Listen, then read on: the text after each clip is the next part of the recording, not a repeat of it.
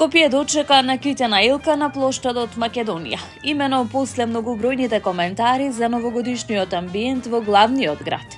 Вчера надлежните поставија голема новогодишна илка која колку толку треба да го долови празничниот амбиент во централното градско подрачје. Жителите веќе подолго време негодуваат за неажурноста на градоначалничката Данила Арсовска да го украси градот, по примерот на низа други македонски општини. Иако илката на плоштадот се накити, се уште е молк дали ќе има музичка програма предпразнично или забавни содржини за најмладите. Не се знае ни дали ќе има организиран дочек на новата година на плоштадот Македонија. Традиционално, како и секоја, така и оваа година, Општина Аеродром го организира предновогодишниот музички спектакл под мотото Аеродром пулсира. Имено на 21 декември со почеток во 18 часот и 30 минути во трговскиот центар Джеваир Мол Скопје ве очекува вечер исполнета со музика, емоции и многу забава. Вечерта ќе ја отворат Игор Џамбазов и Гуру Харе, чии хитови 100 години се дел од срцата на многу генерации. Потоа ќе настапи Тони Зен, звездата на македонската рап музика, кој ќе исполни сцената со моќна енергија, пошто младата публика ќе ја освојат Пајаки и Лара, чии модерни хитови редовно ги освојуваат топ-листите. Кулминацијата на вечерта ќе ја направи Каролина Гочева со незините незаборавни песни, кои ќе ги разнежнат срцата на присутните, велат од Општина Аеродром. Во текот на вчерашниот ден и минатата ноќ, екипите на јавното предпријатие Комунална хигиена Скопје подигнале и транспортирале 30 кубни метри отпад од диви депонии во скопските општини Ѓорче Петров и Чаир. Како што информира Комунална хигиена Скопје, почнати се активности за отстранување по големо количество непрописно одложен кабаст, мешан комунален и отпад од картонски пакувања на улицата Лихнида во општината Ѓорче Петров. Активностите за расчистување на оваа локација, како што е најавено, ќе продолжат и во текот на денешниот ден. Расчистени се и неколку помали диви депонии лоцирани на улиците Цветан Димов и Џон Кенеди во општината Чаир, каде се подигнати приближно 20 кубни метри градежен и кабаст отпад одложени на јавни и на сообраќајни површини, стои во соопштението на јавното предпријатие Комунална хигиена Скопје. Градоначалникот на општина Кисела Вода Орце Ѓоргиевски на Facebook сподели дека општината ќе добија нова полициска станица. Според Ѓоргиевски, ова би значило побрза и поефективна реакција на полицијата во ситуации кога е загрозена безбедноста на жителите, како и зголемена присутност на полицијата на терен. Во новиот објект ќе има и административни служби за вадење на документи, а предложеното решение ќе ги растерети и постојните полициски станици Беко и Пролет. Проблемите со недостаток на простори и ограничен паркинг, кои се особено изразени по овие станици, ќе бидат значително олеснети со реализацијата на новата станица во Кисела Вода. Го информирав министерот дека ние како општина сме во завршна фаза со подготовката на потребната проектна документација.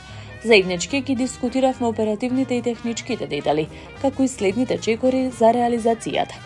Верувам дека со оваа соработка ќе успееме да реализираме еден значаен проект кој ќе донесе долгорочни придобивки за граѓаните, напиша Ѓоргиевски на Facebook.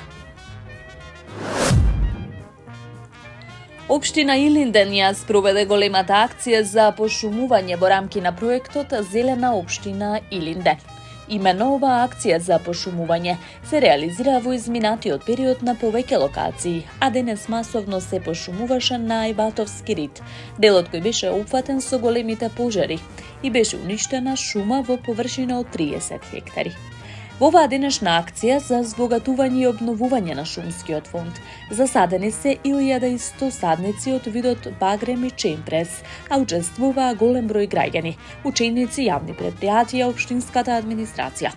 Целта е да се обнови шумата и заеднички да ја подигнеме еколошката свест за здрава и чиста животна средина, чии придобивки ќе ги чувствуваме сите ние, но и генерациите по нас, истакнуваат од општината Илинден. Според првиот човек на општината Александар Ѓоргиевски, заштитата и унапредувањето на животната средина представува еден од приоритетите во работењето на локалната самоуправа. Обврска на секој од нас е активно да се грижи во подобрување на еколошката свест, со цел да допринесеме да имаме чист воздух и здрава животна средина.